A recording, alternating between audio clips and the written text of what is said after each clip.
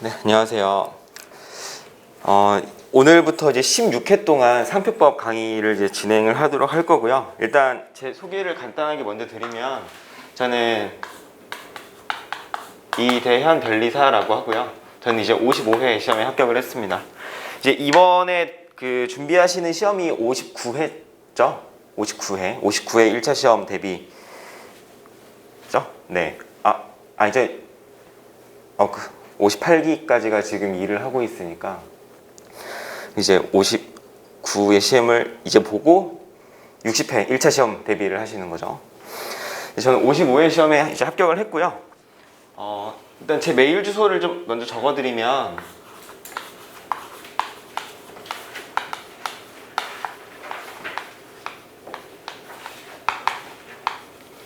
여기로 뭐 질문사항이나 이런 거 있으시면 언제든 편안하게 연락 주시면, 근데 저도 뭐 지금 실무를 하고 있기 때문에 일을 하고 있기 때문에 메일 같은 거는 자주 확인을 하거든요. 그래서 질문 있으시면 언제든 편하게 연락 주시면 최대한 좀 빠르게 답변 드릴 수 있도록 하겠습니다. 뭐 이따가 제가 다시 또 알려드릴게요.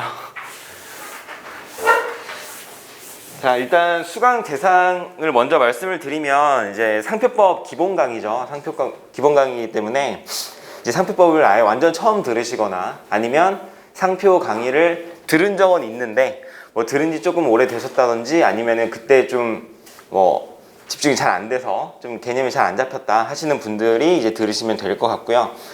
사실 민법 같은 경우는 뭐 이제 변리사 시험을 준비를 시작을 하면 민법을 가장 먼저 듣는 게 좀 많이 일반적이긴 하니까 뭐 들으셨을 걸로 생각이 되고, 이제 특허법 같은 경우는 또 이제 일반적으로 민법을 들으시고 특허를 듣고 상표를 들으시는 경우가 많은데, 사실 이따 잠깐 말씀을 드리겠지만 특허랑 상표는 지식재산권이라고 하는 한 분야에 같이 묶여 있긴 한데 둘이 성향이 좀 많이 달라요.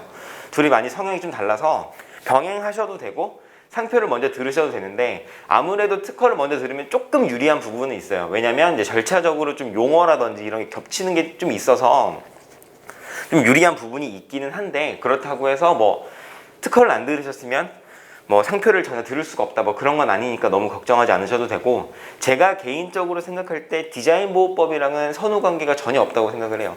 오히려 디자인보호법 같은 경우에는 특허를 듣고 듣는 게 나아요. 왜냐면 이제 디보 같은 경우는 특허랑 좀 용어나 이런 것도 상표에 비해서 더 많이 겹치고 뭐 절차라든지 그 개념이라든지 이런 부분이 겹치는 게 좀 은근히 있기 때문에 디자인보호법은 특허를 듣고 들으시는 게 낫고, 상표는 뭐 그렇게까지 크게 상관은 없다 라고 생각하시면 될 것 같습니다. 그럼 이제 상표법이 변리사 시험에서 차지하는 그 위치에 대해서 말씀을 드리면, 상표법이 1차에서 필수죠. 1차 필수. 그리고 얘가 2차 시험에서도 필수예요.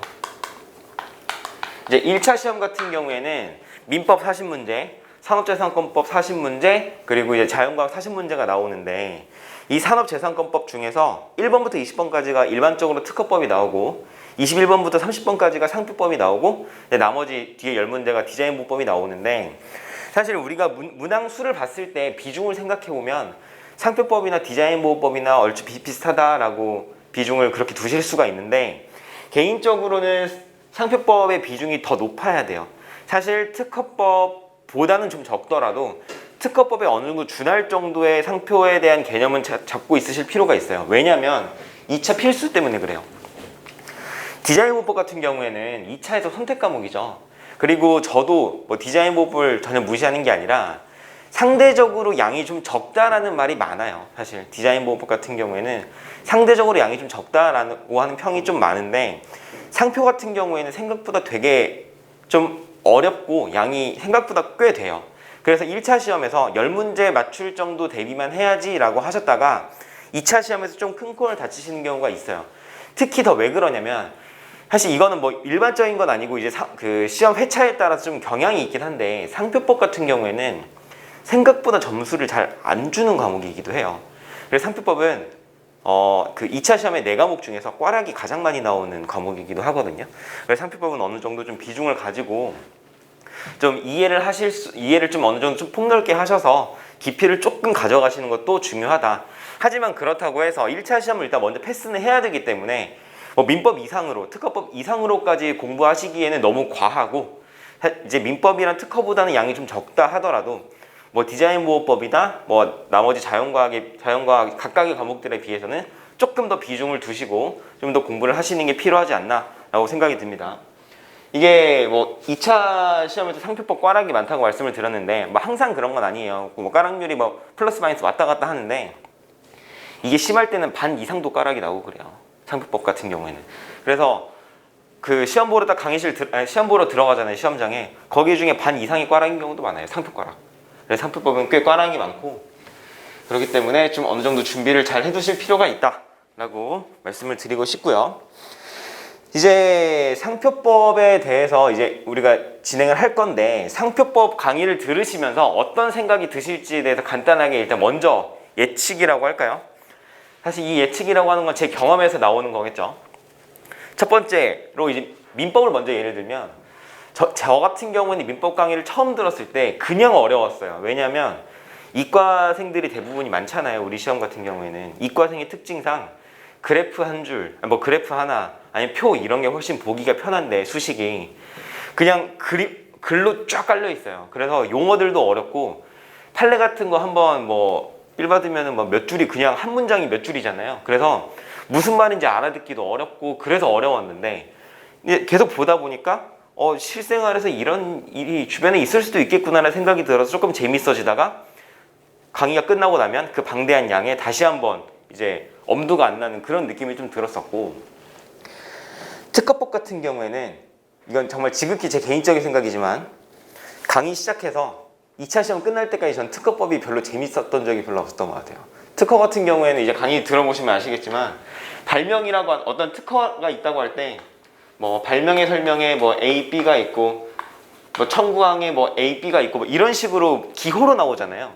이게 왜 그러냐면, 나중에 이제 합격을 하셔서 실무를 해보시면 아시겠지만, 이러한 기술 구성을 우리가 A, B라고 넘버링을 하지만 실제 특허 명세서를 보면 다 글이에요, 글. 그래서 이러한 글들을 여기 써가지고 예시를 들 수가 없기 때문에, 그리고 편의상 A, B, A, B 이렇게 하거든요. 그러다 보니까 첫 번째 가장 큰 문제가 뭐냐면 와닿지가 않아요. 그냥 A, B 이렇게는 보일 뿐이지 얘가 실제로 어떤 식으로, 판례가 어떤 식으로 나왔는지가 쉽게 와닿지가 않아서 조금 어려운 부분이 있고, 그리고 특허법은 전체적으로 되게 딱딱해요. 되게 딱딱해요.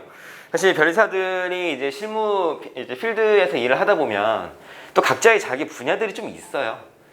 살짝 뭐 예를 들면 뭐 전자 위주로 하는 변리사들이 있고, 뭐 화학 위주로 하는 변리사들이 있고, 바이오 위주로 하는 변리사들이 쭉 있고 해서, 어차피 변리사들이 실무를 하면서도 전 범위를 막 크게 아우르기는 생각보다 쉽지 않거든요. 판례도 마찬가지겠죠. 이제 그런 것들을 우리가 실제로 눈으로 보면서 하기가 쉽지 않기 때문에 특허는 좀 딱딱하고 좀 어렵게 느껴지실 수가 있어요. 그런데 특허의 장점이 뭐냐? 특허는 어느 이상 궤도에 올라가면 쉽게 안 틀려요. 특히 1차 시험 같은 경우에는 쉽게 점수 떨어지기가 쉽지가 않아요. 어느 정도 궤도에 올라가면.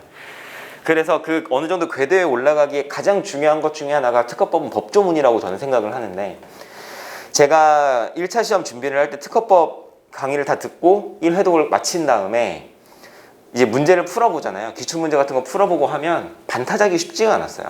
근데 그러다가 이제 제가 법조문을 1조부터 끝까지 정독을 몇 번 하고 회독을 몇 번 하고, 어느 순간 딱 특허 어느 정도 좀 느낌이 좀 오는데 라는 느낌이 들고 나서부터는 20문제 중에서 뭐 어지간하면 15개 이하로는 안 떨어지다가, 특히 이제 실제 시험 보러 갔을 때도 제가 1차 시험 합격했을 때 점수를 말씀드리면 특허 20문제 중에 19개 맞추고 그랬거든요. 특허 같은 경우는 어느 정도 점수에 오르면 그렇게까지 크게 떨어지는 과목은 아니니까 재미가 없어도 좀 버티면 되는 과목이다라고 생각하시면 돼요. 이제 문제는 상표인데, 상표는 뭐 사람마다 차이가 있겠지만 저는 상표 처음 들을 때 되게 재밌었어요. 왜냐면 상표라고 하는 것 자체가 우리 실생활에 쫙 깔려 있잖아요. 상표라고 하는 게 우리 실생활에 있는 것들이 대부분이고, 판례 위주로도 많이 나오기 때문에 되게 실생활에서 연관이 많이 돼 있어 되게 재밌어요. 강의를 들을 땐 재밌고, 처음에 뭐 기본 이론 같은 거 공부할 때도 재밌는데, 문제는 공부를 하다 보면 어느 정도 공부한 것 같은데라는 생각이 들면 그때부터 어려워요. 왜 그러냐면, 이제 이따 말씀을 다시 한번 드리겠지만, 상표 같은 경우에는 그 상표법의 목적 중에 일반 수요자의 보호라고 하는 게 들어가게 되거든요. 일반 수요자의 보호라고 하는 게 들어간다는 얘기는 아무래도 실제 사안에서 좀 구체적 타당성 느낌이라고 하죠. 이제 구체적 타당성의 느낌으로 이제 그런 거를 조금 보완한다든지 아니면 실제 상황에 따라서 변수가 너무 많기 때문에 내가 알기로 이해가 원칙인데 왜 결론이 이렇게 나오지? 하는 사건들이 생각보다 되게 많아요. 그래서 이러한 결론들이 나오는 경우가 많기 때문에 각각의 사안들마다 이러한 논리로 인해서 이러한 결론이 나왔구나라고 하는 부분들을 생각보다 외워야 될 게 꽤 많아지기 때문에 조금 어려움을 느끼실 수는 있어요. 그래도 이제 상표 같은 경우도 그래도 공부를 할 땐 그래도 조금 재미가 다른 과목들에 비해 느껴지니까 좀 참고 견디시면 상표도 좋은 결과가 있을 거라고 좀 생각이 듭니다. 이제 넘어가서 출제 범위, 상표법 시험의 출제 범위에 대해 말씀을 드리면 뭐 오늘은 뭐 제가 지금 말씀드리는 거는 뭐 적거나 그럴 건 없어요. 그냥 편하게 들으시고 이제 OT 하고 있는 거니까. 대부분 대법원 판례하고 대부분 상표법 법조문에서 거의 다 나온다 생각하시면 돼요. 거기서 다 나오고 가끔 심사 기준이나 뭐 시행령이나 시행규칙 이런 데서 아니면 일반론 이런 문제가 가끔 나오긴 하는데 사실 그것 때문에 당락이 결정될 일은 사실 거의 없다고 생각하셔도 돼요. 상표 10문제 중에서 9문제, 적어도 9문제는 대법원 판례하고 법조문 알면 다 풀려요. 나머지 한 문제가 만약에 심사 기준에 이런 문제가 나왔다 하더라도 그 중에서도 대부분은 법조문이랑 대법원 판례 알고 있으면 옳은 거 틀린 거 걸러낼 수 있고 한두 지문 정도가 심사 기준 이런 게 튀어나오는 경우가 많기 때문에 어지간하면 맞추시는데 크게 지장은 없어요. 그래서 대법원 판례랑 법조문 위주로 공부를 하시면 된다라고 생각을 하시면 됩니다. 특히 이제 시험 범위 같은 경우, 법조문 같은 경우에는 시험 범위가 내년 2월에 1차 시험이 있다라고 한다면 그 시험일 기준으로 시행 중인 법률이 시험 범위죠. 그래서 제가 오늘 법조문을 나눠드렸죠. 이 법조문을 보시면 맨 앞에 여기 보시면 2023년 2월 4일 시행 예정이에요. 일단 1차 시험은 이때보다 무조건 뒤에 볼 거기 때문에 이 법조문까지가 우리의 시험 범위라고 생각하시면 돼요. 이게 우리의 시험 범위고요. 그러니까 지금 당장은 시행 중이 아니죠. 시행 예정인 법률인데 이게 시험 범위다라고 생각하시면 되고, 판례 같은 경우에는 올해 말까지 판시되는 판례가 시험 범위가 돼요. 그래서 이제 6월 11일이니까 오늘이 7월 말에 끝나죠.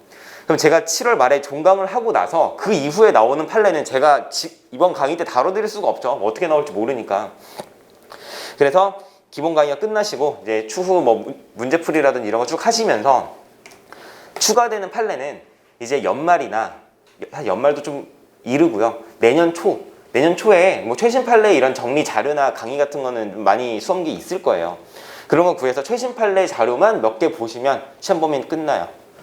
좀 더 말씀을 드리면 제가 강의를 이 교재로 할 건데 제가 어느 정도 자신 있게 말씀드릴 수 있지만 이 책 하나면 1차 시험 끝난다고 생각하시면 돼요. 이것만 보시면 충분하고요. 이거 이외에 그 이상을 넓히실 필요는 없어요. 특히 절대 하시면 안 되는 게 이걸로 양이 좀 부족한가 싶어서 대학 교수님들의 책을 본다. 그러면 이제 진짜 그거는 망하는 거예요. 그건 2차 시험에서도 마찬가지거든요. 그 교수님들 책이라든지 다른 논문이나 이런 자료들을 보고 정리해서 전달하는 거는 강사의 몫이고요. 그걸 보기엔 너무 많아요. 그리고 이 교재에 보면 이제 심사 기준도 볼 만한 것들 제가 좀 넣어놓은 것들이 있는데 이거 보고 심사 기준도 한번 봐야겠다 하실 필요가 전혀 없어요. 심사 기준만 PDF로 500페이지가 넘어요. 그리고 심판 단계에 들어가면 심판 편람에 관한 내용이 좀 나올 수도 있는데 뭐 제가 그런 거 거의 이 교재도 거의 없어요. 근데 심판 편람이 궁금하다. 그건 1000페이지가 넘어요. 그런 거 볼 수가 없어요. 그러니까 이 교재 한 권으로 끝나니까 이 교재로 시험 대비하면 충분하다라고 생각하시고 1차 시험 대비를 위해서 요 교재 플러스 아까 제가 말씀드렸던 올해 이제 말까지 나오는 판례들 거기까지만 추가하시면 1차 시험 준비하시는데 전혀 지장 없다라고 생각하시면 될 것 같습니다. 제가 이번 강의 종강할 때쯤에 59회 1차 시험 문제도 풀어드릴 거예요. 한번 풀어드릴 건데 이제 그 문제를 보시면서 제가 이 교재에 어디에 나와 있는 부분이다라고 말씀을 드릴 거거든요. 보시면 다시 한번 느끼실 거예요. 교재만 충분히 회독을 해도 1차 시험 보는데 지장 없구나 라고 생각하시면 될 것 같습니다. 그리고 이제 이번 강의를 이제 수강을 하시면서 어떤 식으로 공부를 하시면 좋을지에 대해서 말씀을 드릴 건데, 첫 번째, 예습은 안 하셔도 돼요. 사실 예습은 듣고 읽는 게 빠르지, 사실 먼저 읽고 오시는 게 저는 생각보다 효율성이 떨어진다고 생각하기 때문에 차라리 예습보다는 그 시간에 복습을 한 번 더 하시는 게 낫다고 저는 생각을 합니다.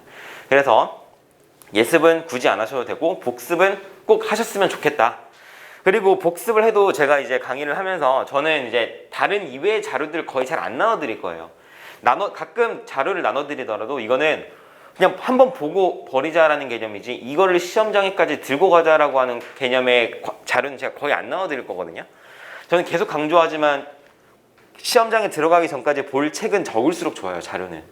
그래서 시험장 들어가기 전까지 저는 1차 같은 경우에는 요거 기본서, 그리고 상황에 따라서 문제집 정도, 한 권 정도, 그 정도면 충분하다고 생각하기 때문에 추가적인 자료는 안 넣어드릴 거예요. 그래서 이제 제가 강의를 나가면서 이 교재에다가 밑줄 쳐드리면서 이제 강의를 나갈 건데, 처음에 복습을 하실 때는 밑줄 위주로 복습을 하세요. 제가 밑줄을 쳐드리는 부분은 기본적인 개념이거나 판례의 내용이거나 법조문의 내용들을 제가 위주로 밑줄을 쳐드릴 거기 때문에 그것들 위주로 쓱쓱쓱 읽으시면서 복습을 하시면 돼요. 그리고 밑줄을 쭉 따라서 이제 복습을 하신 다음에 강의가 끝나시면 이 교재를 밑줄 따라서 회독을 한번 더 하시고 이 교재를 처음부터 정독을 한번 해보세요. 그러면 시간이 생각보다 꽤 걸리실 거예요. 아마 제 생각에 상표법, 어제 다른 과목도 공부를 하셔야 되니까 강의 끝나시고 이 교재를 처음부터 끝까지 정독을 한번 하는데 제 생각에 최소 한 달 반 정도는 걸리지 않을까 싶어요. 한 달 반에서 2달. 그리고 나서 이제 회독을 반복을 하시는데, 회독의 중요성이 뭐냐면 회독은 이제 반복을 하다 보면 시간이 점점 짧아져요. 처음에 회독은 한 번 했을 때 뭐 민법을 예를 들어볼까요? 제가 경험상 민법을 제가 처음에 민법 강의 종강을 하고 회독을 할 때 한 4개월 정도가 걸렸어요. 어차피 다른 과목 강의도 들어야 되고 하니까 처음부터 끝까지 한 번 다 회독을 하는데 4개월 정도가 걸렸거든요. 그리고 나서 이 회독에 들어갔을 때 한 2달 정도 걸렸던 것 같아요. 그리고 나서부터는 시간이 팍팍 줄어들어요. 다음에 회독할 때는 한 2주 정도면 되고요. 다음에는 이제 시험 들어가기 직전에는 한 3일이면은 1회독이 끝나요. 이제 그렇게 회독을 하면 할수록 볼 수 있는 시간이 줄어들기 때문에 보는 시간이, 회독을 항상 반복하시면 이제 결과적으로 좋은 결과가 있을 거다라고 말씀을 드리고 싶고요. 그리고 밑줄 같은 경우는 되도록 샤프로 그으시는 걸 이따가 좀 추천을 드릴게요. 왜냐면 이제 공부를 하시다 보면 처음에는 이제 밑줄 제가 그어드릴 게 꽤 있어요. 그래서 처음 책이 좀 지저분하게 느껴질 수가 있는데 좀 계속 회독을 하시다 보면 이 부분은 굳이 밑줄 안 치고 이 정도만 체크해도 충분할 것 같은데 라는 생각이 드시면 그때 지우시라고 샤프로 밑줄 치시는 게 좀 좋지 않을까 싶습니다. 다시 한번 강조하지만 기본서의 회독이 가장 중요하다라고 강조를 드릴게요. 마지막으로 이제 OT 마지막으로 제가 이제 교재 설명을 조금 드릴게요. 이제 교재를 좀 넘기시다 보면 일러두기가 있어요. 목차 바로 앞에 일러두기라고 있는데, 첫 번째 이제 법령의 기재 방법부터 말씀을 드리면 이 교재를 보실 때 참고하시면 돼요. 다른 교재들도 그렇다는 게 아니에요. 그냥 제 교재에 이래요. 상표법 조문은 법령명을 생략하고 조문 번호만 기재했다라고 했죠. 그러니까 그냥 교재를 읽으시다가 뭐 몇 조 몇 항 이렇게 나오면 그냥 상표법 조문이라고 생각하시면 돼요. 따라서 법령명이 생략된 거는 이제 상표법이고요. 2번 보시면 상표법 조문 내용을 완전 그대로 인용하거나 그 내용을 거의 그대로 인용한 것과 마찬가지로 볼 수 있는 경우에 해당 조문 내용은, 그러니까 이런 조문 내용이 쭉 있잖아요. 이 조문 내용이 법조문을 그대로 갖다 붙여놓은 거나 아니면 그걸 그대로 붙여놓은 거라 다를 바가 없는 경우, 뭐 예를 들면 이런 거 있어요. 뭐 몇 조에 따른 뭐가 있는 경우에서 그 몇 조 정도 빼버린다든지 이런 거 있죠. 이런 경우에는 제가 이렇게 쌍겸사표로 이렇게 묶어놨어요. 그래서 이 부분은 법조문 내용이라 생각하시고 이건 그대로 외우시면 돼요. 그대로 외우시면 되는 부분이다 라고 생각하시면 됩니다. 사실 뭐 이런 표기가 올바른 표기는 아닌데 쌍따옴표로 하기에는 나중에 말씀드리지만 이제 판례는 제가 쌍따옴표로 묶어놨거든요. 그래서 헷갈릴 것 같고 이렇게 묶어놓기에는 중요한 단어들을 이렇게 묶어놓은 게 있기 때문에 좀 표기법상 맞진 않지만 이제 법조문 표시는 이렇게 해놓은 거예요. 사실 이거는 쌍경납표는 뭐 다른 뭐 그 제호라든지 아니면 뭐 논문 어떤 그 출판물의 명칭이라든지 뭐 이런 거에 이렇게 쓰는데 저는 이제 이런 식으로 표현을 해놨습니다. 3번 보시면 상표법을 제외한 법령이나 조약 같은 경우에는 이제 혼납표 이렇게 표시를 해놨어요. 뭐 예를 들면 뭐 민법 290조다. 그러면 민법 뭐 제 290조 이런 식으로 써놨다는 얘기예요. 그래서 이런 게 없으면 다 상표법 조문이다 라고 생각하시면 되고요. 4번 이제 부정경쟁 방지 및 영업비밀 보호에 관한 법률은 약칭으로 이제 공식적으로 약칭을 이제 부정경쟁방지법이라고도 해요. 이제 부정경쟁방지법으로 약칭을 했고요. 이제 우리가 편의상 말할 때는 이것도 길잖아요. 부경법이라고도 많이 해요. 2번 넘어가셔서 이제 판례의 기재 방법 보시면 판례의 문장은 쌍따옴표를 사용해서 표시를 했습니다. 그래서 이제 교재 읽으시다가 쌍따옴표로 묶여있는 부분이 있다. 그럼 그건 판례 문구 거의 그대로라고 생각하시면 되기 때문에 그건 그대로 지문에 나올 수가 있는 것들이라고 생각하시면 돼요. 실제 시험에서. 그래서 쌍따옴표가 문장의 중간에 등장할 수도 있고 그 위치가 사실 어색할 수도 있어요. 근데 이건 왜 그러냐면 판례 문장을 최대한 그대로 인용하기 위해서 이렇게 된 거예요. 다시 말해서 제가 이 교재 작업을 하면서 최대한 제 개인적인 의견이라든지 제 생각은 최대한 안 적으려고 했어요. 왜냐하면 제가 생각하기에 이렇게 하는 게 맞다라고 하는 게 지문에 그대로 나오기는 쉽지 않거든요. 그래서 어떤 문장을 쓰더라도 그 똑같은 내용의 문장을 쓰더라도 어지간하면 판례에 있는 문장을 그대로 가져와서 쓰려고 노력을 많이 했기 때문에 쌍따옴표가 좀 중간에 끼어 들어가 있는 경우도 있을 수가 있어요. 근데 그 부분들은 판례 문장 그대로를 쓴 거구나 라고 이해하시면 되고 그 문장은 그대로 알아두시면 그 문장이 그대로 나오는 경우도 많아요. 지문에. 그래서 이제 이 쌍따옴표는 판례다 라고 생각하시면 되고 2번 보시면 이제 판례 판시 당시의 구상표법이랑 현행 상표법의 조문 번호나 일부 내용이 서로 다른 경우가 있어요.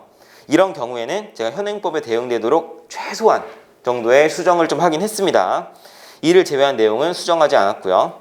뭐 예를 들면 뭐 이제 시간이 좀 많이 지나긴 했는데 2016년 9월 시행된 상표법이 있는데 그때 상표법이 전체적으로 법조문이 싹 뜯어 고쳐졌어요. 그래서 법조문이 완전 바뀌었거든요. 그래서 예를 들면 우리가 공부하시다 보면 상표법에서 가장 많이 나오는 조문이 몇 개가 있어요. 뭐 예를 들어 33조나 뭐 34조나 뭐 이런 애들이 진짜 많이 나오는데 이게 2016년 이전에는 6조, 7조 이랬어요. 그러니까 법조문이 완전히 다 바뀌었기 때문에 구상표법을 기반으로 한 판례를 보시면 뭐 6조가 어쩌니 뭐 7조가 어쩌니 73조가 어쩌니 뭐 이런 얘기가 나오거든요. 근데 그걸 우리가 교재에서 그대로 쓰면 헷갈리니까 그런 법조문 내용 정도는 제가 현행법으로 바꿔놨다라는 말씀이에요. 그리고 이제 개정 내용들이 조금 있을 수 있죠. 뭐 예를 들면 나중에 보면 뭐 인식도가 좀 완화됐다든지 이런 부분들이 있을 수가 있는데 이런 부분들은 좀 바꿔도 되는 부분은 제가 좀 바꿔놓고 바꾸기 좀 그렇다는 부분은 안 바꿔둔 부분들도 있어요. 그래서 아무튼 교재 읽으시면서 쌍따옴표 안에 묶여있는 부분들은 그대로 법조문에 그 시험의 지문으로 나올 수 있는 부분이니까 그대로 보시면 된다라고 보시면 되고요. 또 2번 일부 내용이 좀 다른 게 있는데 이거는 제가 나중에 서비스표 하면서 말씀을 드릴게요. 3번 마지막으로 이제 인용된 판례 번호에 무슨 사건 이렇게 제가 명칭이 병기가 된 경우가 꽤 많을 거예요. 각주 같은 데 보시면. 근데 이거는 그냥 해당 사건을 좀 용이하게 편하게 기억하기 위해서 붙여놓은 명칭인 거지 이게 공식적인 명칭은 아니에요. 그래서 근데 우리가 이제 저뿐만이 아니라 뭐 2차 시험에 가셔서도 뭐 2차 강의를 들으실 때도 뭐 이렇게 강사분들 많이 말씀하세요. 뭐 이건 무슨 사건이었죠? 뭐 이런 식으로 얘기를 하면 뭐 그렇게 편하게 떠올리기 위한 수단이니까 편하게 이해하시면 될 것 같습니다. 그럼 여기까지 하고 OT는 여기까지 마치고요. 잠깐 이제 끊었다가 기본 강의 내용, 본격적인 강의 내용 들어가도록 하겠습니다.